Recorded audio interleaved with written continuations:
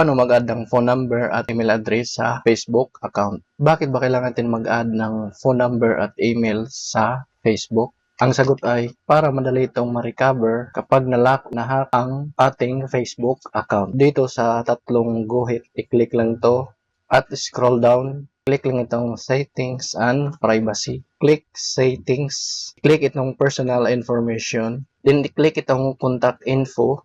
I-click itong add phone number. Dito mo na i-enter ang yung phone number.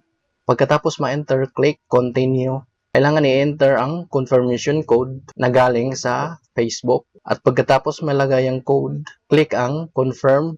Sa email naman, click lang itong add email address. Dito mo na ilagay ang email address. Pagkatapos ma-enter ang email, click add email address. Nakalagay dito sample@gmail.com as pending. Click lang itong confirm.